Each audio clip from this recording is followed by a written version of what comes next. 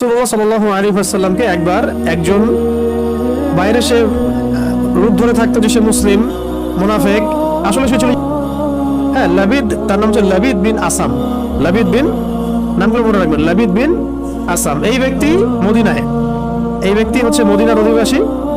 তো সে রাসূলুল্লাহ সাল্লাল্লাহু আলাইহি ওয়াসাল্লামের প্রতি শত্রুতা বশত, ইসলামের প্রতি শত্রুতা বশত কারো দ্বারা রাসূলের চুল কালেক্ট করেছিলেন, কয়েকটা চিরুনি থেকে চুল কালেক্ট করেছিলেন, করে সেই চুলগুলোর সাথে আরো ওদের যে তন্ত্র মন্ত্র এগুলো আছে, এগুলো জাদু মন্ত্রগুলো করে রাসূলুল্লাহ সাল্লাল্লাহু আলাইহি ওয়াসাল্লামকে জাদুগ্রস্ত করেছিলেন। তাহলে সাবিত হলো যে জাদু সত্য, সাবিত হলো কি জাদু সত্য, জাদুবিদ্যার চর্চা সত্য, এখনো ছিল, এখনো হয়, আগেও ছিল, হয়তো ভবিষ্যতেও থাকবে, আল্লাহু আ'লাম। শুরু হয়েছিল থেকে সুলাইমান আলাইহিস সালামের যুগ থেকে। কার যুগ থেকে? মনে আছে সূরা বাকারা আয়াত আছে না, واتبعوا ما تتلو الشياطين على ملك سليمان وما كفر سليمان ولكن الشياطين كفروا يعلمون الناس السحر। সুলাইমান আলাইহিস সালামের সময় ওই যে মানুষকে ফিতনায় ফেলা হয়েছে, পরীক্ষা ফেলা হয়েছে হারুত আর মারুত ফেরেশতাদের মধ্য দিয়ে, ওই সময় থেকে জাদুবিদ্যার চর্চা শুরু হয়েছে মানুষের মধ্যে। এবং এই জাদুর উদ্দেশ্য ছিল তারা স্বামী এবং স্ত্রীর মাঝখানে বিচ্ছেদ সৃষ্টি করতে চাইতো, স্বামী স্ত্রীর মাঝখানে বিচ্ছেদ সৃষ্টি করতে চাইতো আর কি। এটা ছিল প্রথম জাদু। এবং এগুলো আরো অনেকগুলো ভেরিয়েন্ট আছে আর কি, অনেক রকম ব্ল্যাক ম্যাজিক আছে। ওইটা নিয়ে আমি একটু পরে কথা বলছি, আগে সামিরিটা বলি, সানারুজুটা বলে নিই। এই লাবিদ বিন আসাম, সেও ছিল ওই জাদুবিদ্যা চর্চাকারীদের একজন, তার সাথে আরো অনুসারীও ছিল। তারা মিলে রাসূল সাল্লাল্লাহু আলাইহি ওয়াসাল্লামের চুল মোবারক কোনোভাবে সংগ্রহ করে সেখানে তাদের তন্ত্রমন্ত্রগুলো দিয়ে 11টা গিফট দিয়েছিল। কয়টা? 11টা গিফট দিয়েছিল। এবং সেই 11টা গিফট দিয়ে তার একটা কুয়ার নিচে, মদিনার একটা কুয়ার নিচে এই একটা খেজুর গাছের ডাল আর অনেক কিছু পেঁচিয়ে, হাত তার অনেক কিছু পেঁচিয়ে একদম কুয়ার পানির নিচে রেখে তার উপর পাথর চাপা দিয়ে রেখেছে। এতে করে রাসূল সাল্লাল্লাহু আলাইহি ওয়াসাল্লাম কিছুটা অসুস্থ হয়ে গিয়েছিলেন। এবং অসুস্থতাটা এমন ছিল যে তিনি কিছু কিছু বিষয়ে মানে ভুলে যাচ্ছিলেন। যেমন কোনো স্ত্রীর কাছে গিয়েছেন কিন্তু মনে হচ্ছেন যে স্ত্রীর কাছে আমি যাই নাই, আবার কোনো স্ত্রীর কাছে যান নাই কিন্তু মনে হচ্ছে তার কাছে আমি গিয়েছি, এরকম একটু সমস্যা হচ্ছিল আর কি। এবং কিতাবে আসছে যে এই সমস্যাটা 40 দিনের মতো ছিল, আর কোনো কিতাবে আসছে 6 মাসের মতো ছিল। 40 দিন বা 6 মাসের মতো এরকম অসুস্থতাটা ছিল। তো এগুলো থেকে প্রমাণ হচ্ছে যে জাদুবিদ্যা সত্য, এগুলো চর্চা সত্য, এবং এগুলোর প্রভাব মানুষের উপর বিস্তার করতে পারে, ঘটতে পারে। এমনকি আমাদের নবী সাল্লাল্লাহু আলাইহি ওয়াসাল্লামকেও জাদুগ্রস্ত করা হয়েছে। তো এরপরে একদিন রাতে নবী সাল্লাল্লাহু আলাইহি ওয়াসাল্লাম শুয়ে আছেন, আল্লাহ রাব্বুল আলামিন তাকে স্বপ্ন দেখাচ্ছেন। এটা হচ্ছে ওহী, নবীদের স্বপ্ন কি ওহী। স্বপ্নে তিনি দেখছেন যে তিনি শুয়ে আছেন এবং দুইজন ফেরেশতা, তার মাথার কাছে একজন, পায়ের কাছে একজন, এসে দুইজন ফেরেশতা একে অপরের সাথে কথোপকথন করছেন। একজন বলছেন যে রাসূলুল্লাহর কি হয়েছে, আরেকজন অ্যানসার দিচ্ছেন সাল্লাল্লাহু আলাইহি ওয়াসাল্লাম যে তাকে জাদু করা হয়েছে। আরেকজন বলছেন কে জাদু করেছে, আরেকজন অ্যানসার করছেন লাবিদ বিন আসাম। কি দিয়ে জাদু করেছে? উত্তর দিচ্ছেন যে চুল দিয়ে। কোথায় আছে জাদুর উপকরণ? আরেকজন অ্যানসার দিচ্ছেন অমুক কুয়ার নিচে। কুয়ার নামটা আমি আজকে ঘাটতে ঘাটতে পেয়েছিলাম, কুয়ার নামটা বলে দিই। কুয়ার নামটা হচ্ছে জারওয়ান নামক কুয়া। কি নাম? জারওয়ান। এটা মদিনায় আছে, এটা একটা গোত্রের মধ্যে আছে, গোত্রটার নামটাও জানা দরকার। এগুলো আমি একটু ঘাটাঘাটি করছিলাম যে গোত্রের নামটা কি, কোন গোত্র এই কাজটা করেছিল। বনু জুরাইক গোত্র, বনু জুরাইক একটা গোত্র ছিল, বনু জুরাইক। এই বনু জুরাইক গোত্রের এই লাবিদ বিন আসাম, সে এই জাদু করেছিল, জাদুর উপকরণ রেখেছিল ওই জারওয়ান নামক কূপের নিচে, জারওয়ান নামক কূপের নিচে। এখন নবী সাল্লাল্লাহু আলাইহি ওয়াসাল্লাম সকালবেলা উঠলেন, উঠে আলী রাদিয়াল্লাহু আনহুকে বললেন। খেয়াল করে দেখবেন যে বড় বড় মিশনগুলোতে আলী রাদিয়াল্লাহু আনহুকে পাঠানো হয় আর কি। খেয়াল করছেন? খায়বারে ইহুদীদের এগেইনস্টে যাও, তরবাল পতাকা তোমার হাতে। তারপরে এখানেও আলী রাদিয়াল্লাহু আনহু বদরে সম্মুখ সমরে, বদরে তিনজন আলী তুমি যাও, মনে আছে? ইজ্জতের সময় আলী তুমি থাকো, আমার বিছানায় শও। আবার ওই একবার যে খবর প্রচার হয়ে গেল হুদায়বিয়া সন্ধির পরে, মক্কা বিজয়ের আগে আক্রমণের সময়, আর ওই যে একটা মহিলা তার কাপড়ের ভিতরে তথ্য নিয়ে চলে গেল, মনে আছে? খালিদ বিন আবি বকর রাদিয়াল্লাহু আনহু চিঠি দিয়ে দিয়েছিলেন যে মক্কা আক্রমণ হতে পারে। তো এই মহিলাকে ধরার জন্য পাঠানো হয়েছিল আলী রাদিয়াল্লাহু আনহুকে। আবার খন্দকের যুদ্ধের সময় আমর বিন কি জানি নামটা, আমর তার সামনে আছে, আমর বড় একজন কাফের, তার সাথে 20 জন লড়াই করতে পারতো না এমন একজন ব্যক্তি ছিল। শেষ হুঙ্কার ছাড়ছিল খন্দকের যুদ্ধের সময়, কে আছো আমার সাথে ব্যাটল করবো, তখন আলী রাদিয়াল্লাহু আনহু। তো মাশাআল্লাহ আমরা যেন তার মতো জিন্দেগি পাই, আমিন। তার মতো ঈমান, আমল, আখলাক আল্লাহ পাক আমাদেরকে দান করেন, তার ছিটা ফোঁটা দান করেন, আমিন। এখন আলী রাদিয়াল্লাহু আনহুকে পাঠানো হচ্ছে, যাও ওই কুয়ার মধ্যে নিচে এই উপকরণ আছে, নিয়ে আসো। তিনি নিয়ে আসলেন, নিয়ে আসার পরে এই সূরা দুটো নাজিল হতে থাকলো। তখন জিবরাইল আলাইহিস সালাম সূরা ফালাক এবং নাস নিয়ে আসলেন আল্লাহর পক্ষ থেকে, নাজিল হলো এবং একটা একটা করে আয়াত তেলাওয়াত করা হচ্ছিল এবং একটা একটা করে গিট খুলে যাচ্ছিল। এরপরে নবী সাল্লাল্লাহু আলাইহি ওয়াসাল্লাম পরিপূর্ণ সুস্থ বোধ করলেন। এরপরে বলা হচ্ছিল যে তাকে শাস্তি দেওয়া হোক, তাকে মৃত্যুদণ্ড দিয়ে শাস্তি দেই। নবী সাল্লাল্লাহু আলাইহি ওয়াসাল্লাম তাকে মাফ করে দিলেন, তাকে মাফ করে দিলেন। কিতাবে আসছে যে তার সামনে দিয়ে তিনি চলাফেরা করলেও তার চেহারার মধ্যে বিন্দুমাত্র মানে কোন রকম প্রতিক্রিয়া দেখা যেত না যে সে আমার এত বড় ক্ষতি করেছে। লাবিদ বিন আসাদ পরবর্তীতে সে মুসলিম হয়েছে কিনা আমি জানি না, এটা আমার জানা নাই। তো এই ছিল শানে নজুল এই সূরা দুটো নাজিলের। শানে নজুল মানে কি? একটা সূরার একটা আয়াত নাজিলের পিছনের প্রেক্ষাপট। তার মানে আমরা বুঝতে পারলাম যে রাসূল সাল্লাল্লাহু আলাইহি ওয়াসাল্লামকেও জাদু করা হয়েছে, তিনিও ইফেক্টেড হয়েছেন। রাসূল যদি ইফেক্টেড হতে পারেন তাহলে আমরা আবার কি, আমাদের কোনো অবস্থান আছে তার সামনে? এবং প্রমাণ হলো যে এটা সত্য এবং এটা চর্চা সত্য। কোরআনে বহু আয়াত আছে, হাদিসে বহু দলিল আছে। কিন্তু আপনি কি এই ঘটনাটা, আমি যে শানে নজুলটা বললাম, এই ঘটনাটা কি আপনি এখন মেডিকেল সায়েন্সকে বুঝাতে পারবেন? তারা কি এই ঘটনাটা বিশ্বাস করবে? সাইন্টিফিক্যালি তারা কি এটাকে প্রমাণিত সাব্যস্ত করবে? আপনাকে বলবে আপনি সেকেলে মানুষ, এখনো কবিরাজ দেখায় বেড়ান, এখনো ওই কালে পড়ে আছেন। তো এখন এটা হচ্ছে একটা মানে ইন্টারনাল ব্লাইন্ডনেস, আমাদের আধ্যাত্মিক অন্ধত্ব আর কি, স্পিরিচুয়াল ব্লাইন্ডনেস। যে এই যুগের মানুষেরা, আমরা যারা এই যুগে বসবাস করি, আমরা আমাদের বাহ্যিক দৃষ্টির বাইরে কিছু বিশ্বাস করতে চাই না, তাই না? বাহ্যিক দৃষ্টির বাইরে আমরা কিছু বিশ্বাস করতে চাই না। আপনি মেডিকেল সায়েন্সের কাউকে এটা মনে হয় না বোঝাতে পারবেন জাদু বলেও কিছু আছে।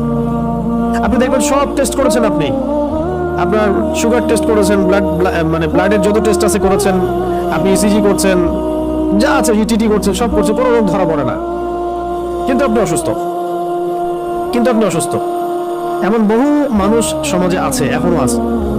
মেয়েদের মধ্যে অনেকে আছে, ছেলেদের মধ্যে অনেকে আছে, ঠিক আছে? পরে আমি কিছু বলছি যে কি কি এটার প্রতিকার হতে পারে এবং কি কি কাজ করলে এগুলোতে ইফেক্টেড হয় মানুষ আর কি, এবং কোন কোন কাজগুলো করলে আমরা বেঁচে থাকতে পারবো ইনশাআল্লাহ। তো আগে এটা বলে নেই যে এইগুলো কিন্তু আমাদের সমাজে ছড়িয়ে যাচ্ছে দিন দিন, এবং আগের চাইতে এটার পরিমাণ কিন্তু অনেক বেশি। কিন্তু এগুলো আপনি কিন্তু মেডিকেল সায়েন্স দিয়ে এগুলো সমাধান করতে পারবেন না। সর্বোচ্চ আপনাকে তারা 3টার জায়গায় 4টা প্রশ্ন করলে আপনাকে একটা অ্যান্টি ডিপ্রেশন ওষুধ দিয়ে দিবে, খান আর ঘুমান। আপনি বেশি কথা বলতেছেন মানে আপনার সাইকোলজিক্যাল কোনো সমস্যা আছে, আপনি রিল্যাক্স করেন, রেস্ট করেন, ঘুমান। এগুলো যে সবাই মোটামুটি ফেস করে, আর যারা একটু ভালো অবস্থানে যায় তাদেরকে এগুলো বেশি ফেস করতে হয়। এটাগুলো শুধু সেহেরের কথা, এর সাথে আছে আইন মানে মানুষের চোখ লাগা, এবং হাসাদ এবং হিংসা।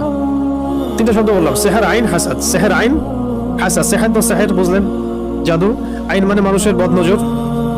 হ্যাঁ, এই যে অপলক দৃষ্টিতে তাকায় থাকেন, এটাতেও ক্ষতি আছে, এটাতেও ক্ষতি থাকতে পারে। ফেসবুকে, অনলাইনে, ছবিতে, ভিডিওতে মানুষের তো ভাইরাল হওয়ার ধান্দা বেশি আর কি। এর মধ্যে যে কত ক্ষতি আছে এটা তো আমরা বুঝতে পারি না। আর এই ক্ষতিগুলো মোকাবেলা করার জন্য যে ঈমান, আমল আর যে লাইফস্টাইল, যে তাসকিয়া এগুলো দরকার হয়, সেগুলো আমরা আবার হাসিল করতে চাই না, কিন্তু আমরা চাই যে আমরা ভাইরাল হয়ে যাই। হ্যাঁ, মানুষ শো অফ করতে চায়, দেখাতে চায়, বডি দেখায়, জিম করে আসলাম, এটা দেখায়, ওটা দেখায়, নিজের ফ্যামিলিকে দেখায় আমি খুব সুখে আছি, আমি খুব ভালো আছি। এই যে শো অফ করতে করতে দেখা যায় ওইগুলো আস্তে আস্তে চলে গেছে জীবন থেকে। এগুলো কিন্তু কোনো সাইন্টিফিক কারণে হয় না, সেহের, আইন, হাসাদের কারণে হয়। সেহের, আইন, হাসাদের কারণে হয়। তো আগে আমরা সূরাটাকে শিখি, তারপরে আমি এই বিষয়গুলো, সলিউশনগুলো বলবো ইনশাআল্লাহ শেষে।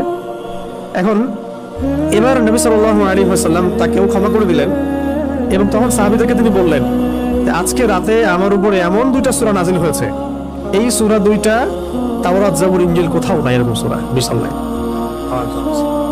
তারপরে আরেকজন সাহাবী বলেছেন ঝড় হচ্ছিল, একটা ঝড়ের মধ্যে আমরা নবী সাল্লাল্লাহু আলাইহি ওয়াসাল্লামকে হারাই ফেললাম, তিনি কোথায়? তো তারা একটু আশঙ্কিত বোধ করলেন আমাদের নবীজি কোথায় চলে গেলেন। একটু পরে তিনি এসে বললেন যে আমার আমার আমার কাছে এমন দুটো সূরা আল্লাহ রাব্বুল আলামিন নাযিল করেছেন যে এই সূরা দুটো যদি কেউ পাঠ করে, মানে সকাল সন্ধ্যায় নিয়মিত পাঠ করে, ইনশাআল্লাহ সে তাকে আল্লাহ পাক সব ধরনের ক্ষতি থেকে হেফাজত করবেন। কামা ক্বালা আলাইহিস সালাম। এরকম কাছাকাছি একটা অর্থ আছে। আর নবী সাল্লাল্লাহু আলাইহি ওয়াসাল্লাম নিজের আমল ছিল এরকম যে তিনি এই সূরা দুইটার সাথে সূরা ইখলাসকে অ্যাড করে, এই সূরা দুইটার সাথে সূরা ইখলাসকে অ্যাড করে, সূরা ইখলাস নিয়ে আমরা আলাদা দার্স করব ইনশাআল্লাহ। ওইটা আলাদা প্রসঙ্গ, তো এটা আলাদা প্রসঙ্গ, এই জন্য আমি আজকে নিয়ে আসিনি সূরা ইখলাসকে। তো সূরা ফালাক, নাস এবং ইখলাস এই তিনটাকে একসাথে তিনি রাতের বেলা পড়তেন ঘুমানোর সময়। প্রথমে পড়তেন সূরা ইখলাস একবার, আবার বিসমিল্লাহ সহ সূরা ফালাক একবার, আবার বিসমিল্লাহ সহ সূরা নাস একবার। হাত দুটো একত্রিত করে ফু দিয়ে মাথা থেকে নিয়ে পুরো সারা গা তিনি মাসাহ করতেন। এই কাজটা তিনি 3 বার করতেন। এই কাজটা কয়বার করতেন? 3 বার করতেন। এছাড়াও তিনি পড়তেন সূরা আয়াতুল কুরসি পড়তেন, ওই তাসবিহে ফাতিমি তাসবিহ আমরা যেটা বলি, 33 বার সুবহানাল্লাহ, 33 বার আলহামদুলিল্লাহ, 34 বার আল্লাহু আকবার। সূরা মুলক পড়ার কথা এসেছে, এবং সূরা বাকারার শেষের আয়াতগুলো, সূরা আল ইমরানের শেষের আয়াতগুলো, এগুলো রাতের বেলার আমল। এগুলো নবী সাল্লাল্লাহু আলাইহি ওয়াসাল্লামের নিয়মিত আমল ছিল। এছাড়াও প্রত্যেক দিন সকালে মানে বাদ ফজর এবং সন্ধ্যায় বাদ মাগরিব, অনেকে বাদ আসরও বলেন, দুটো ঠিক আছে, বাদ ফজর বা বাদ আসর বা বাদ মাগরিব আপনার সুবিধা অনুযায়ী 3 বার করে সূরা ফালাক, সূরা নাস, সূরা ইখলাস, আগে সূরা ইখলাস তারপর সূরা ফালাক তারপর নাস, এভাবে 3 বার করে পড়লে ইনশাআল্লাহ তাআলা ইনশাআল্লাহ আযজা ওয়া জাল ওই ব্যক্তিকে এই ধরনের কোনো সিহর, কোনো আইন, কোনো হাসাদ, কোনো ক্ষতি করতে পারবেন ইনশাআল্লাহ। একটা প্রশ্ন আসতে পারেন আপনাদের মধ্যে যে আল্লাহ নবী সাল্লাল্লাহু আলাইহি ওয়াসাল্লামকে কেন জাদু করা হলো? এটা অন্য সাহাবীর ক্ষেত্রে না কেন, স্বয়ং নবীকে কেন? কারণ নবীদেরকে হত্যা করা জাতি। এর আগে নবী সাল্লাল্লাহু আলাইহি ওয়াসাল্লামকে হত্যার অন্য চেষ্টা করা হয়েছে। তাকে তো মোটামুটি 15-16 বার হত্যার চেষ্টা করা হয়েছে। তার মধ্যে একবার বনু এই নাজির তাকে উপর থেকে পাথর ফেলে হত্যা করার চেষ্টা করেছিল। তারপরে খায়বারের সময় তাকে ওই বকরি রানের সাথে বিষ মিশিয়ে হত্যা করার চেষ্টা করা হয়েছে। বকরি রানের সামনের অংশের সাথে বিষ মিশিয়ে খেতে দেওয়া হয়েছিল। কোনো অবস্থায় যখন কোনো কাজ হচ্ছিল না, তখনই তারা এই অস্ত্র বেছে নেয়, দূর থেকে জাদু করা, হ্যাঁ, তন্ত্রমন্ত্র দিয়ে জাদু করা, যাতে সাপও মরে লাঠিও না ভাঙে। অনেকটা এমন বিষয় যে আপনার শত্রুকে আপনি চিনতে পারবেন না, কিন্তু আপনি ক্ষতিগ্রস্ত হচ্ছেন।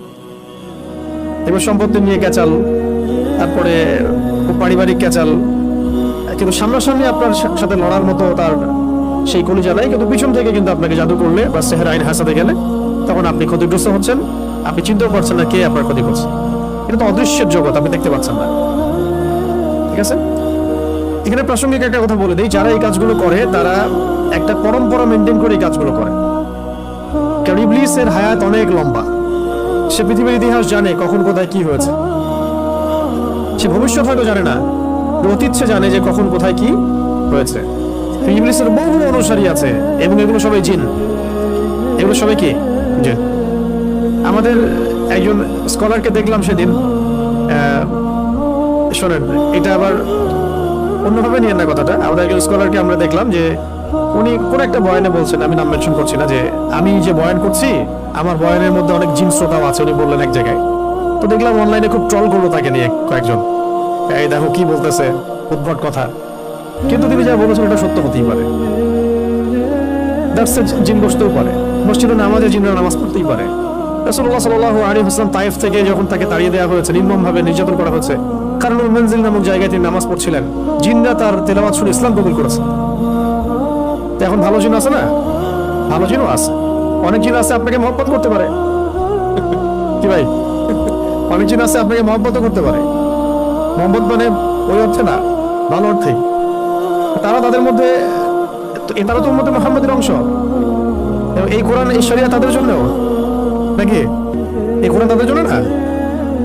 তো তাদের মধ্যে যেমন ভালো জিনও আছে, ঠিক তেমনি খারাপ জিনও আছে। খারাপদের সংখ্যাই বেশি।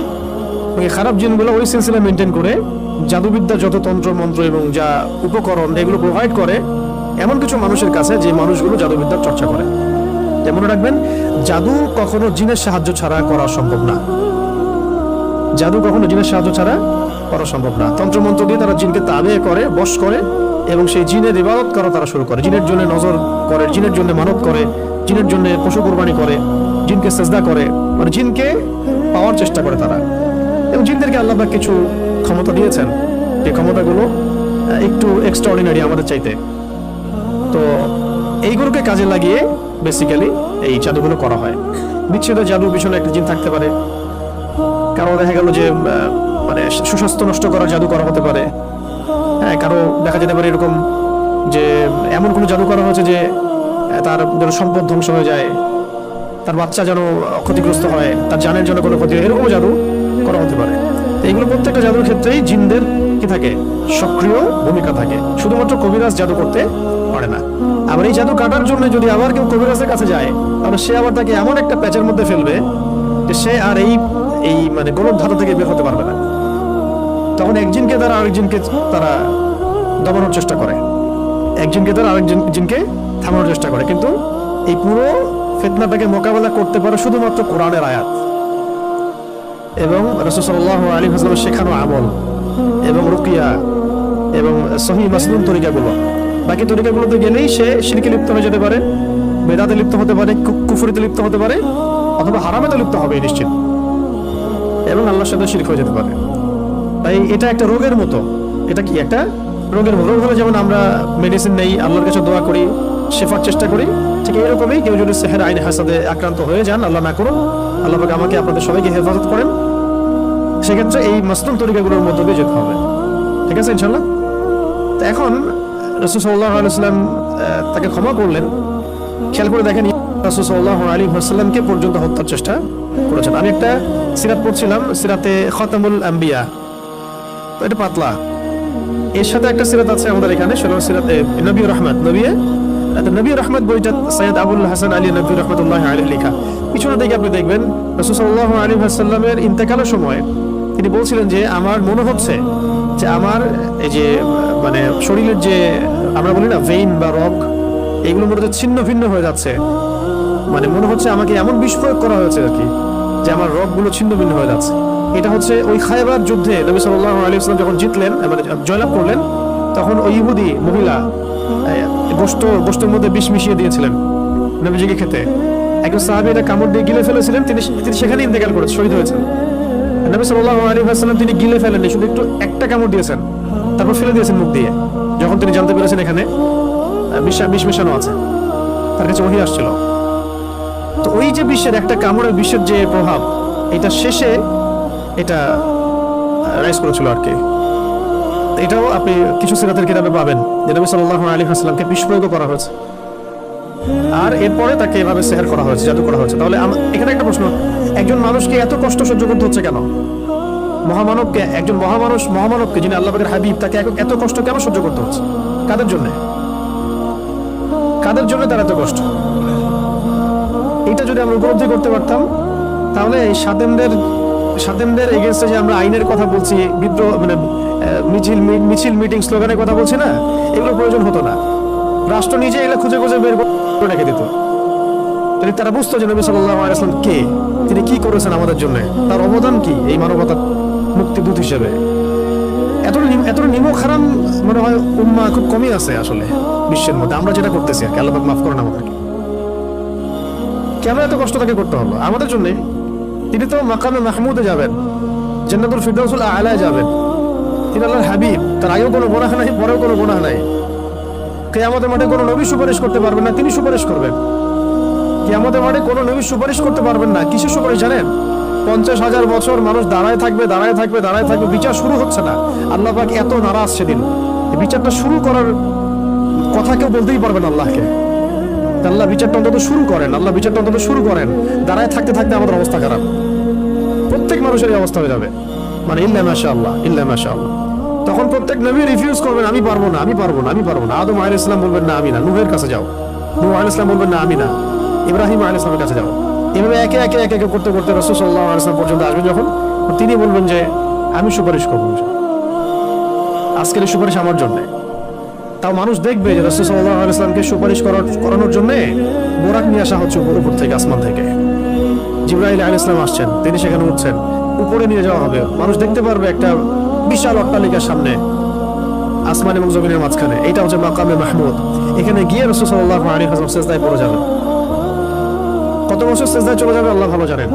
এবং তিনি তখন এমন কিছু তাসবিহ করবেন, এমন কিছু প্রশংসা করবেন, যেটা আজ পর্যন্ত কেউ আল্লাহ পাকের শানে করে নাই। আল্লাহ পাক তাকে সেটা শিখাই দিবেন, তখন ইনস্ট্যান্ট শিখাই দিবেন। তারপরে তিনি বলবেন, ওঠো আমার হাবিব, তুমি চাও কি চাবা চাও, তোমার দোয়া কবুল করা হবে, তোমার সুপারিশ কবুল করা হবে। তিনি তখন বলবেন, আল্লাহ বিচারটা অন্তত শুরু কর, আগে বিচারটা অন্তত শুরু করেন। তো আমরা আসলে সত্যি কথা বলতে আমরা চিনতেই পারি নাই যে আমরা কার উম্মাহ। আফসোসের শেষ নাই, মানে বলতে থাকলে প্রসঙ্গ অন্যদিকে চলে যাচ্ছে। তো আফসোসের শেষ নাই। আপনি খেয়াল করে দেখবেন যে পিছনে লা ইলাহা ইল্লাল্লাহ মুহাম্মাদুর রাসূলুল্লাহ কালিমা লিখে মানুষ কালিমার সাথে কুফরি করতেছে। মন্ত্রণালয় খুলে বসে আছে পিছনে লা ইলাহা ইল্লাল্লাহ মুহাম্মাদুর রাসূলুল্লাহ, না লা ইলাহা ইল্লাল্লাহ সে মানে না মুহাম্মাদুর রাসূলুল্লাহ মানে। এই পয়েন্টটা ভালো করে বোঝেন। এখান থেকে আপনি মানে আগে থেকে প্রোটেক্টেড থাকতে হবে এই সমস্যাগুলো থেকে।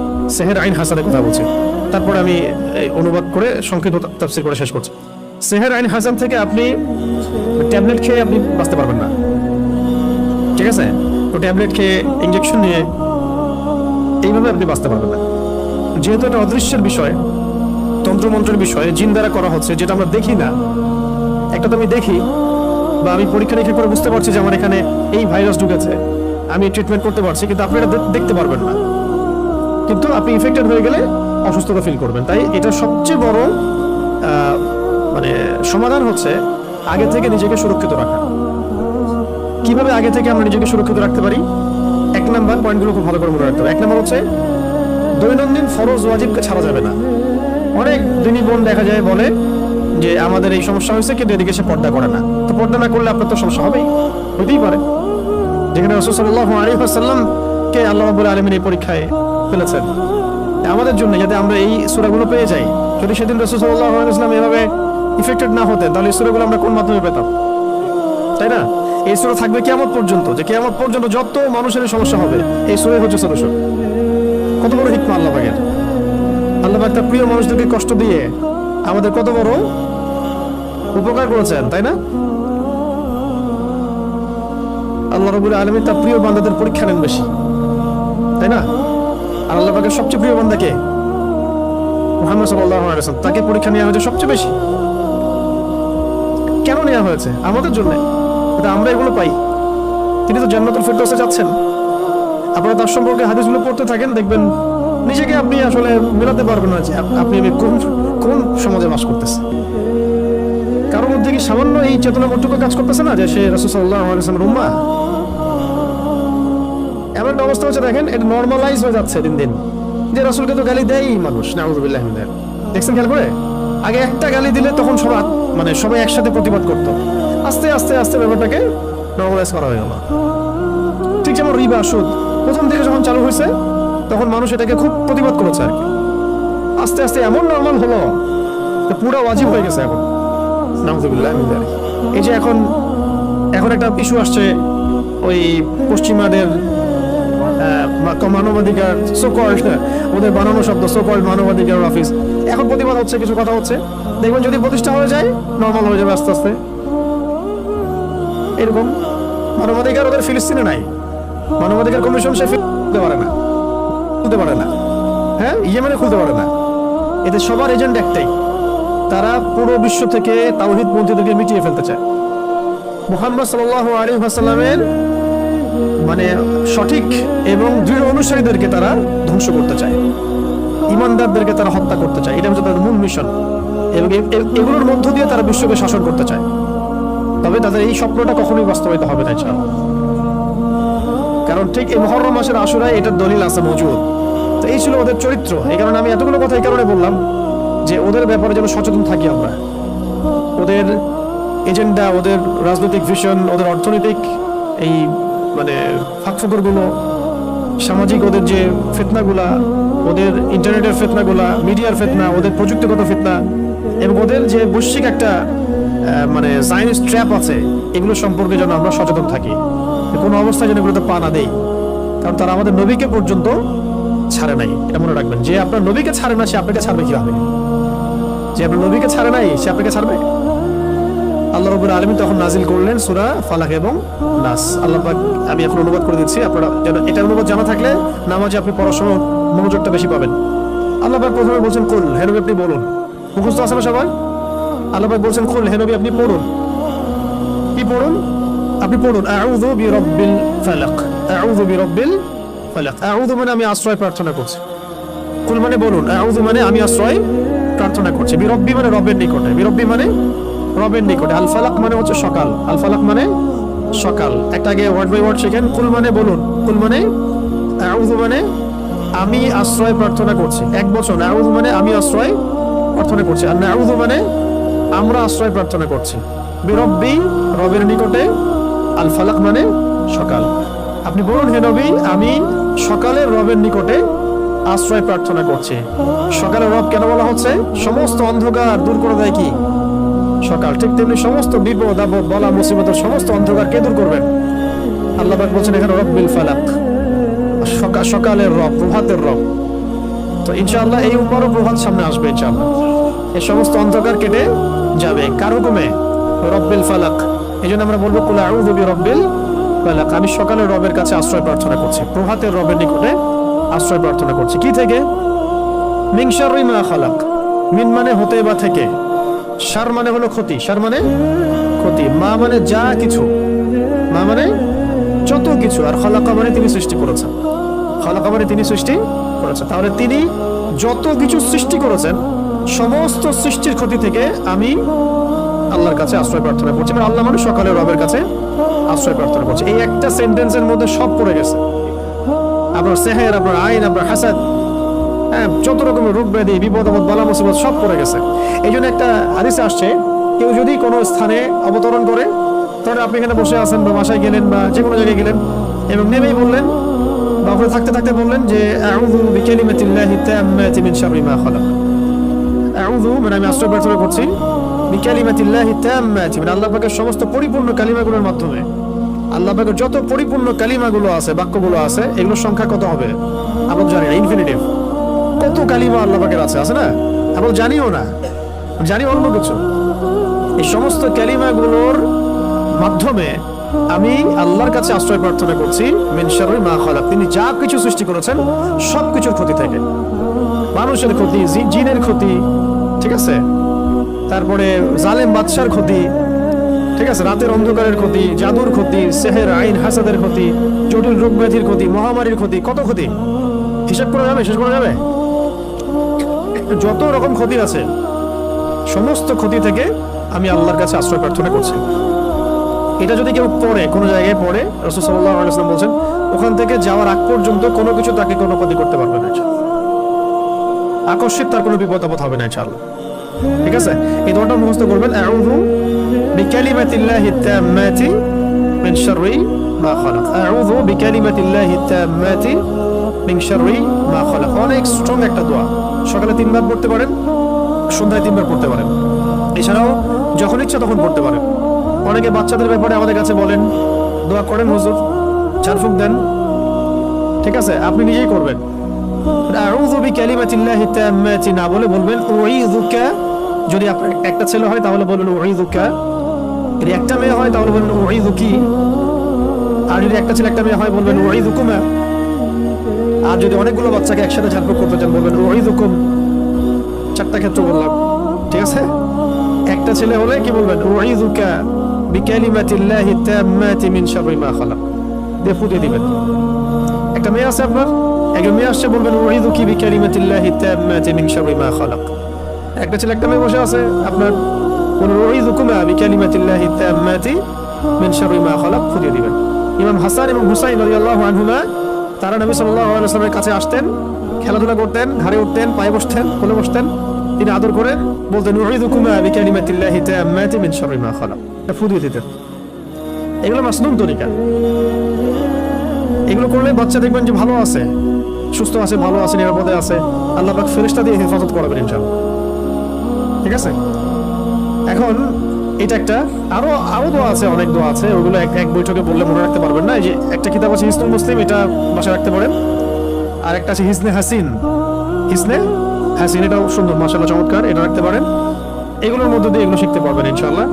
তো আমরা শিখলাম যে কুল আউযু বিরাব্বিল ফালাক মানে বলুন হে নবী আমি আশ্রয় প্রার্থনা করছি প্রভাতের রবের কাছে, মিন শাররি মা খালাক, সমস্ত তিনি যা কিছু সৃষ্টি করেছেন তার সমস্ত কিছুর ক্ষতি থেকে। তিনি যা সৃষ্টি করেছেন তার সমস্ত কিছুর ক্ষতি থেকে আমি আশ্রয় প্রার্থনা করছি। আচ্ছা, তারপরে আল্লাহ পাক বলছেন ওয়া মিন শাররি গাসিকিন ইযা ওয়াকাব। মুখস্থ আছে তো নাকি? ওয়া মিন শাররি গাসিকিন ইযা ওয়াকাব। ওয়া মানে এবং, ওয়া মানে এবং, মিন মানে হতে বা থেকে, শার মানে কি? ক্ষতি। ওয়া মিন শাররি মানে ক্ষতি থেকে, গাসিক, গাসিক মানে হচ্ছে রাত, গাসিক মানে রাত, এই যে অন্ধকার রাত, এটাকে বলা হয় কি? গাসিক। ইযা মানে যখন, ইযা মানে যখন, আর ওয়াকাবা মানে তা গভীর হয়, তা ঘনীভূত হয় বা গভীর হয়, মানে রাতের অনিষ্ট বা ক্ষতি থেকে যখন তা গভীর হয়। তাহলে প্রথমে আশ্রয় চাওয়া হলো সমস্ত সৃষ্টি থেকে, তারপরে আশ্রয় চাওয়া হচ্ছে স্পেশালি সমস্ত সৃষ্টির মধ্যে স্পেশালি রাতের ক্ষতি থেকে যখন সেটা গভীর হয়। তার মানে বুঝতে পারলাম রাতের মধ্যে অনেক ক্ষতি আছে। রাতের মধ্যে কি আছে? এমন অনেক ক্ষতি আছে যেগুলো আমরা দেখি না। একটা হাদিসে নবীজি বলেছেন সাল্লাল্লাহু আলাইহি ওয়াসাল্লাম যে রাতের বেলা এমন অনেক মাখলুক ঘোরাফেরা করে যেগুলোকে তোমরা দেখতে পারো। একটা হাদিসে আসছে তোমরা সন্তানদেরকে সন্ধ্যাবেলায় ছেড়ে দিও না, যখন যদি ছাড়তেই হয় তাহলে সন্ধ্যা যখন হয়ে যাবে একবারে পরিপূর্ণরূপে তারপরে ছেড়ো। কেন বলা হচ্ছে এগুলো? আবার বলা হচ্ছে গভীর রাতে তোমরা এই একাকী এদিক ওদিকে যে আমরা যে ভবঘুরে হয়ে ঘোরাফেরা করি এগুলো করতে নিষেধ করা হচ্ছে হাদিসে। কারণ কি? কারণ রাতের বেলা এমন অনেক মাখলুক ঘোরাফেরা করে যেগুলোকে আমরা দেখতে পারি না। আমাদের দৃষ্টির সীমাতে খুব ছোট। সকালবেলা মোরগ ডাকে, খেয়াল করেছেন? কেন ডাকে জানেন? সে ফেরেশতা দেখতে পারে। একটা মোরগ একটা একজন ফেরেশতাকে, মালাককে দেখতে পারেন, সম্মানিত ফেরেশতাকে দেখতে পারেন, আমরা দেখতে পারি না। ওই জন্য তখন পড়তে হয় আল্লাহুম্মা ইন্নী আসআলুকা মিন ফাদলিকা, আল্লাহুম্মা ইন্নী আসআলুকা মিন ফাদলিকা। আবার দেখো রাতের বেলা কুকুর চিল্লাচিল্লি করে বেশি। রাতের বেলা কি করে? কুকুর চিল্লাচিল্লি করে বেশি। রাত কুকুরের ডাক শুনলে আমাদেরকে পড়তে হবে আউযু বিল্লাহি মিনাশ শাইতানির রাজিম। কুকুর দেখতে পারে জিন শয়তান। কুকুরের দৃষ্টি আমাদের দৃষ্টির চেয়ে এখানে প্রখর, সে দেখতে পারে জিন শয়তান, আমরা দেখতে পারি না। একটা মোরগ দেখতে পারে ফেরেশতা, আমরা দেখতে পারি না। আমাদের দৃষ্টি খুবই দুর্বল। আমরা আবার এই দৃষ্টি নিয়ে ফেরাউন বলেছিল যে আল্লাহকে দেখতে চাই, নাউযুবিল্লাহ, তাই না? আস্তাগফিরুল্লাহ। তো এখন কথা হচ্ছে যে রাতের মধ্যে ক্ষতি আছে। এই জন্য রাতের বেলা, এখন তো রাত দিন হয়ে গেছে, দিন রাত হয়ে গেছে, এই কারণে রাতের বেলা যারা দুনিয়াবি কারণে বা ফাহেসা কাজে ব্যস্ত থাকেন, একটা তো দিনই ইলম চর্চা করা, রাত জেগে ইবাদত করা, সেটা তো আলাদা বিষয়, সেটা অনেক বেশি ফজিলতেরও। রাত জেগে ইলম চর্চা করা ফজিলতের। একটু ঘুমাবে, একটু ইলম চর্চা করবে, একটু নামাজ পড়বে, এটা তো অনেক ভালো, এটা দরবেশওয়ালা কাজ।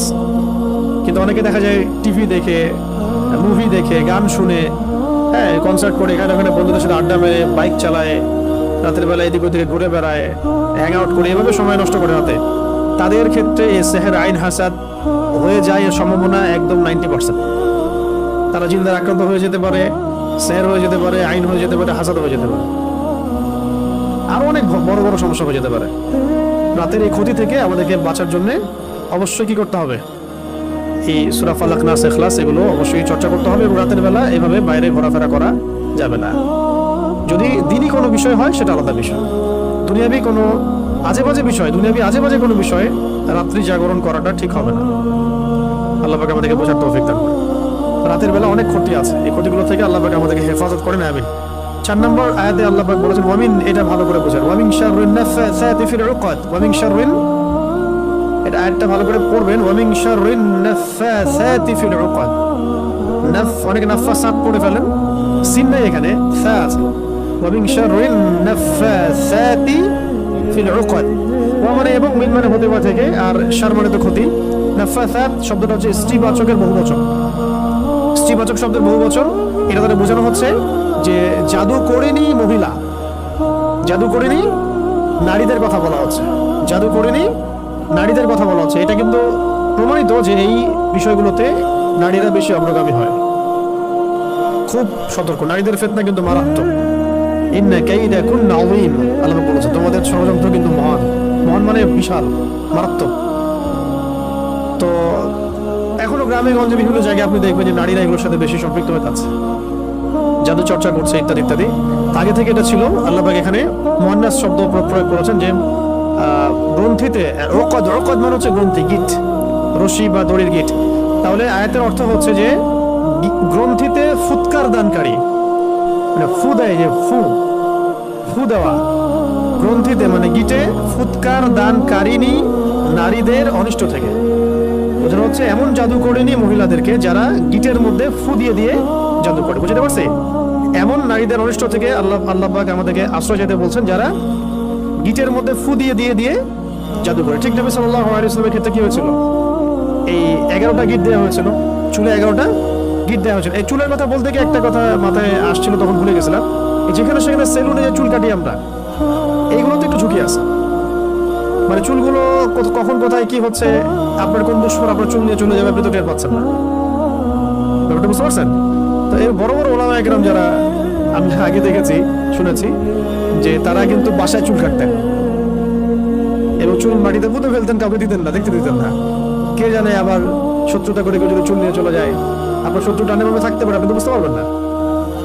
তো যাই হোক, এত বেশি আবার ভয়ের কিছু নাই, কিন্তু ব্যাপারটা কনসিয়াসনেস থাকা দরকার যে চুল মেয়েরাও যেখানে সেখানে ফেলে দিচ্ছে। জাদুর চুল দিয়ে করা যায় আর কি, করেও সাধারণত। চুল দিয়ে করলে মাথায় ইফেক্ট হবে। আবার অনেক সময় দেখা যায়, আমরা দেখেছি যে মেয়েরা চুল বিক্রি করতেছে, গ্রাম অঞ্চলে দেখবে খেয়াল করে চুলগুলো কালেক্ট করে বিক্রি করে তারা, আবার পরচুলা বানায় সেগুলো দিয়ে। মারাত্মক এগুলো ডেঞ্জারাস কাজ আর কি, যে কোনো সময় ক্ষতিগ্রস্ত যেতে পারে। তো এখানে বোঝানো হচ্ছে যে এই গ্রন্থিতে ফুৎকার দানকারিনী মহিলাদের অনিষ্ট থেকে আমি আশ্রয় প্রার্থনা করছি। ঠিক আছে? আর শেষের আয়াতে বলা হচ্ছে ওয়া মিন শাররি হাসিদিন ইযা হাসাদ। ওয়া মানে এবং, মিন মানে হতে, আগে জানলেন। শার মানে কি? ক্ষতি। হাসিদ মানে হিংসুক। হাসিদ মানে হিংসুক, মানে যে হিংসা করে। ইসমে ফাইল এটা, যে হিংসা করে। ইযা মানে যখন, হাসাদা মানে সে হিংসা করে। মানে হিংসুকের অনিষ্ট থেকে যখন সে হিংসা করে, হিংসুকের অনিষ্ট থেকে যখন সে হিংসা করে। হিংসা ঈর্ষা কিন্তু এক না। যেমন একজনের মাশাআল্লাহ সম্পত্তি আছে, আপনি আকাঙ্ক্ষা করছেন যে আমারও যদি হতো আমিও আল্লাহর পথে দান করতাম, এটা ঈর্ষা করা, এটা বৈধ জায়েজ। কিন্তু আপনি এভাবে যদি চিন্তা করেন যে ওর সম্পদ ধ্বংস হয়ে যাক, ওর এই মানে অবস্থান ধ্বংস হয়ে যাক, আল্লাহ পাক তাকে বড় করতেছেন কেন, তার গা জ্বলতেছে, সে কিভাবে বড় হয়ে গেল, গা জ্বলতেছে, এগুলো যে হিংসা, এটা তো নিজে বোঝাই যায়, নিজের বিবেকই বলে দেয় যে সে হিংসা করছে কিনা। হিংসা করার সাথে সাথে নূর নষ্ট হয়ে যায়। হিংসার আগুন বলে না, হিংসার অনল বলে না কথা একটা, ঈর্ষার অনল, হিংসার অনল। আসলে ব্যাপারটা অনলই, আগুনই। হাদিসের মধ্যে এসেছে যদি কোনো ব্যক্তি হিংসা করে, একজন ব্যক্তি কাউকে হিংসা করে, তাহলে তার নেক আমলগুলো ধ্বংস হয়ে যায়, ঠিক যেভাবে আগুন কাঠকে খেয়ে ফেলে। আগুন যেভাবে কাঠকে খেয়ে ফেলে, এইভাবে হিংসা নেক আমলকে খেয়ে ফেলে। তাই যখন কেউ হিংসা যদি কেউ করে ফেলি, আল্লাহ না করুক, আমাদেরকে আল্লাহ পাক এখান থেকে হেফাজত করেন, যদি কেউ করে ফেলে আপনি নিজেই বুঝতে পারবেন যে আপনার ভিতরটা জ্বলতেছে। এটা কিসের আগুনে জ্বলতেছে? হিংসার আগুনে জ্বলতেছে। এবং এই জ্বলা থেকে দাড়ি টুপিওয়ালা মানুষরাও বাদ দেয়। ঠিক আছে? কোনো কোনো ক্ষেত্রে অগ্রগামীও হইতে পারে, বেশি জ্বলে।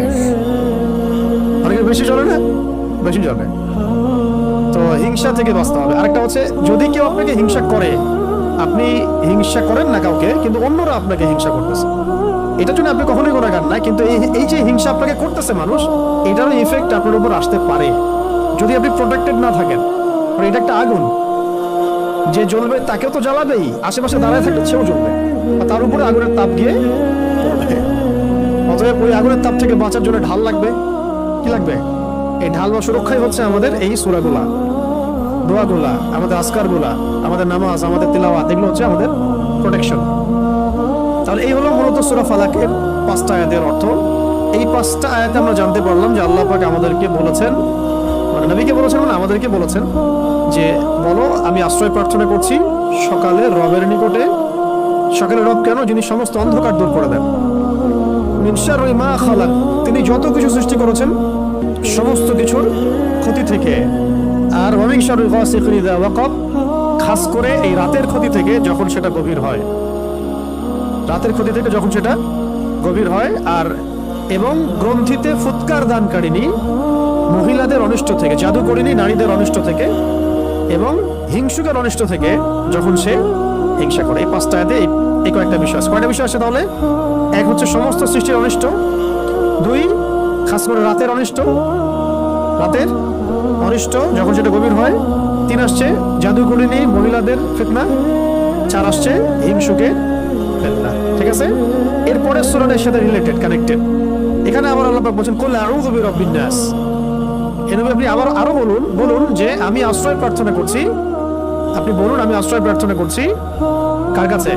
রব্বিন নাস, মানুষের রবের কাছে, মানুষের রবের কাছে। মানুষ তো এখানে দুর্বল না, মানুষ ফেরেশতাকে দেখতে পারে না, জিনকে দেখতে পারে না। এই যে প্রথমে যে ক্ষতিগুলা, না আমরা অন্ধকার রাতের ক্ষতি দেখতে পারি, না জিনকে দেখতে পারি, না সেহের দেখতে পারি, না হিংসা দেখতে পারি, এগুলো সব অদৃশ্যের ক্ষতি। অদৃশ্যের ক্ষতি না, অদৃশ্যের ক্ষতি। তো একটা হলো শত্রু সামনে আছে, আপনি দেখছেন ফাইট করছেন, সামনে ধরেন জিহাদের মাঠে আপনি আছেন, সামনে একটা কাফের, আপনি দেখছেন একজন কাফের, সে যেভাবে আপনাকে আক্রমণ করবে আপনি সেভাবে আপনি নিজেকে বাঁচাবেন বা আপনি আক্রমণ করবেন। একটা হচ্ছে আপনি দেখতেই পাচ্ছেন না আপনার শত্রু কোথায়। তাহলে এই অদৃশ্য শত্রুর বিরুদ্ধে আপনাকে কে সাহায্য করতে পারে? একমাত্র সেই সত্তা যিনি দৃশ্য অদৃশ্য সব দেখতে পারেন, তাই না? এই অদৃশ্য শত্রুর বিরুদ্ধে সাহায্য করতে পারে একমাত্র সেই সত্তা যিনি দৃশ্য অদৃশ্য সমস্ত জ্ঞান রাখেন। সে সত্তা আল্লাহ ছাড়া আর কে আছে? কেউ আছে? তো এই কারণেই এই সমস্ত ক্ষতিগুলো দেখবেন অদৃশ্যের ক্ষতি। কিন্তু তো এখানে বলা হচ্ছে রব্বিন নাস, মানুষের রবের কাছে আশ্রয় প্রার্থনা করছি। মালিকিন নাস, শুধু রবই নন, তিনি মানুষের মালিক, তিনি মানুষের মালিক, মানুষের মালিকের কাছে। ইলাহিন নাস, তিনি মানুষের ইলাহের নিকটে। তিনটা কথা, তিনটা সম্বোধন বিশেষণ আসলো এখানে। বলুন হে নবী আউযু, আমি আশ্রয় প্রার্থনা করছি বিরব্বিন নাস, মানুষের রবের নিকটে, মালিকিন নাস, মানুষের মালিকের নিকটে, ইলাহিন নাস, মানুষের ইলাহের নিকটে। কয়টা বিশেষণ? আল্লাহ পাকের বিশেষণ হচ্ছে এখানে রব্বিন নাস, মালিকিন নাস, ইলাহিন নাস। আর এর আগে সূরা আছে কি? রব্বিল ফালাক। চারটা বিশেষণ আসছে, তাই না? আচ্ছা, কি থেকে এতগুলো সম্বোধন করে, কি থেকে আশ্রয় চাচ্ছি? আগে তো একটা সম্বোধন করা হয়েছে, কুল আউযু বিরাব্বিল ফালাক, একটা বিশেষণ বলে বাকি চারটা থেকে আশ্রয় প্রার্থনা করা হয়েছে। এখন তিনটা বিশেষণ আসলো এখানে। তিনটা বিশেষণ আসা মানে একটা শক্তিশালী শত্রু আমার পিছনে আছে যার থেকে আমরা আশ্রয় চাচ্ছি। সেটা কি? সেটা হলো মিন শাররিল ওয়াসওয়াসিল খান্নাস। মিন শাররিল ওয়াসওয়াসিল খান্নাস, এইটা যার মধ্যে, এই রোগ যার মধ্যে আছে, এইটা যাকে ধরেছে তার আর কোনো রোগের দরকার নেই। এই ক্ষতি যাকে গ্রাস করেছে বা করছে, আল্লাহ না করুক, আল্লাহ হেফাজত করেন, তার আর কোনো রোগের দরকার নেই, কোনো সমস্যার দরকার নেই। এই সমস্যাই কাফি তার জীবন ধ্বংস করার জন্য। সেটা কি? মিন শাররি, অনিষ্ট থেকে, ওয়াসওয়াস, কুমন্ত্রণা দাতার, ওয়াসওয়াসা দাতার, আল খান্নাস মানে আত্মগোপনকারী, কুমন্ত্রণা দাতার ক্ষতি থেকে, আত্মগোপনকারী, কুমন্ত্রণা দাতার ক্ষতি থেকে। যে আত্মগোপনকারী মানে নিজেকে সে গোপন করতে পারে, আপনি দেখতে পারবেন না। কুমন্ত্রণা দাতা মানে সে আপনার অন্তরের মধ্যে সবসময় প্রভাব বিস্তার করতে পারে, আপনার এর উপর কোনো কন্ট্রোল নাই, ঠিক আছে? আর অন্তরের উপর যদি শয়তান কন্ট্রোল নিয়ে নেয়, ওয়াসওয়াসা দিতে থাকে, তাহলে সেই ব্যক্তির পক্ষে ভালো কাজ করতে থাকলেও দেখা যায় সে ওয়াসওয়াসা রোগে ভুগতে থাকে। এটা কি হইলো, ওইটা কি হইলো না, এটা হইলো কিনা, এটা ঠিক হচ্ছে কিনা, ওইটা ঠিক হচ্ছে কিনা। ভালো একটা কাজ করতেছে কিন্তু ওয়াসওয়াসা, এটা তো ভালো কথা বললাম না, খারাপ তো সারা ওয়াসওয়াসা আসতেই থাকে মাথার মধ্যে। পাপের ওয়াসওয়াসা, মানুষের ক্ষতির ওয়াসওয়াসা, হিংসার ওয়াসওয়াসা, গোপন পাপের ওয়াসওয়াসা, অলসতা, আল্লাহর আদেশ অমান্য করার ওয়াসওয়াসা, অবাধ্যতার ওয়াসওয়াসা, এটা যাকে গ্রাস করেছে আর কি, এই ওয়াসওয়াসিল খান্নাস, তার আর কোনো ক্ষতির দরকার না, এটাই তার জীবন ধ্বংস করতে পারে। এই জন্য এত স্ট্রং সম্বোধন সামনে করা হচ্ছে বারবার। হে মানুষের রব, এক কথায় হে মানুষের মালিক, হে মানুষের ইলাহ, মানে আপনি আমাকে এটা থেকে বাঁচান। ব্যাপারটা এরকম, ঠিক আছে? আল্লাযী ইউওয়াসউইসু ফি সুদুরিন নাস, কারণ তার শক্তিটা কি? আল্লাযী মানে যে, ইউওয়াসউইসু মানে ওয়াসওয়াসা দেয়, ফি মানে মধ্যে, সুদুর মানে হৃদয়, বক্ষ বা হৃদয়, আর নাস মানে মানুষের। যে মানুষের হৃদয়ের মধ্যে ওয়াসওয়াসা দিতে পারে, যে মানুষের হৃদয়ের ভিতরে ওয়াসওয়াসা দিতে পারে, এটাকে মেডিকেল সায়েন্স বিশ্বাস করবে? হৃদয়ের মধ্যে ওয়াসওয়াসা আসা কেউ দেয়? এরকম কোনো সত্তা আছে যে এসে আমার হৃদয়ে ওয়াসওয়াসা দিয়ে যায়? সায়েন্স কি বিশ্বাস করবে? দেখছেন কিভাবে আমরা গডলেস ওয়ার্ল্ডে ঢুকে গেছি আস্তে আস্তে। পশ্চিমা আমাদেরকে এইভাবে সাইকোলজিক্যালি নাস্তিক বানাই ফেলছে। কিন্তু তো শয়তান মানুষের হৃদয়ের ভিতরে ওয়াসওয়াসা দিতে পারে, শয়তান মানুষের হৃদয়ের ভিতরে ওয়াসওয়াসা দিতে পারে। আল্লাযী ইউওয়াসউইসু ফি সুদুরিন নাস, যে মানুষের হৃদয়ের মধ্যে ওয়াসওয়াসা দেয়, মানুষের মধ্য থেকে এবং জিনের মধ্য থেকে। তো জিন নিয়ে তো অনেক কথা বললাম, মানুষের মধ্যে থেকে কিভাবে ওয়াসওয়াসা দিতে পারে, এটারও অনেক প্রমাণ আমাদের সামনে আশপাশে আসবে। চলতে ফিরতে বুঝতে পারবেন যে আপনি ভালো কাজ করতে যাচ্ছেন, দিনের পথে চলতে যাচ্ছেন, জিন যতটা না আপনাকে বাধা দিবে, মানুষ শয়তান আরো বেশি বাধা দিবে।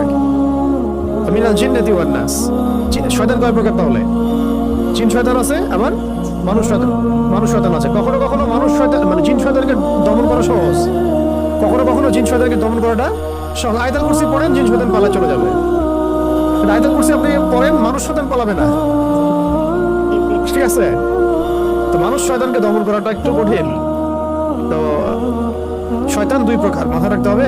জিন শয়তান, মানুষ শয়তান, উভয় শয়তানের পক্ষ থেকে আল্লাহ, উভয় শয়তানের মানে ক্ষতি থেকে আমি আল্লাহ পাকের কাছে আশ্রয় প্রার্থনা করছি। তো এই সূরার মধ্যে কতগুলো বিষয় আসছে? প্রথমে 4টা বিষয়, তারপরে আবার কয়টা বিষয়? হ্যাঁ, দুইটা বা 3টা বিষয়। মোট এই 6টা বিষয় থেকে এই দুটো সূরাতে আশ্রয় চাওয়া হয়েছে, যেগুলো আমরা বাহ্যিক জ্ঞান দিয়ে এগুলোকে আমরা ডিল করতে পারবো না বা এদের সাথে ফাইট করতে পারবো না। এই সূরা দুটো শোয়ার সময় আমল করা, তাদের সূরা ইখলাস থাকবে, সকাল সন্ধ্যায় আমল করা, এবং প্রত্যেক ফরজ নামাজের পরে আমল করা। প্রত্যেক ফরজ নামাজের পরে অন্তত একবার করে পড়া, সকাল সন্ধ্যায় 3বার করে, আর ফরজ নামাজের পরে কয়বার করে? একবার করে। এছাড়াও যখন তখন চলতে ফিরতে যখন তখন আপনি সূরা ফালাক নাস ক্লাস করতে পারেন। এবং আমি একটা হাদিস এটাও পেয়েছিলাম, রাসূল সাল্লাল্লাহু আলাইহি ওয়াসাল্লাম তাহাজ্জুদের নামাজে যখন উঠতেন, তখনও মাঝে মাঝে তাহাজ্জুদের নামাজে তিনি 2 রাকাত নামাজে প্রথম রাকাতে সূরা ফালাক, তারপরে ইখলাস, সূরা নাস পড়েছেন। প্রথম রাকাতে সূরা ফালাক, দ্বিতীয় রাকাতে সূরা নাস পড়েছে। এটা আমল করতে পারেন রাতের বেলা উঠে, এটা আমল আছে মাসনুন। তো এর উপর আমল করা তৌফিক আল্লাহ পাক সবাইকে দান করেন এবং এই সমস্ত ক্ষতিগুলো থেকে আল্লাহ পাক থেকে হেফাজত করে নেন।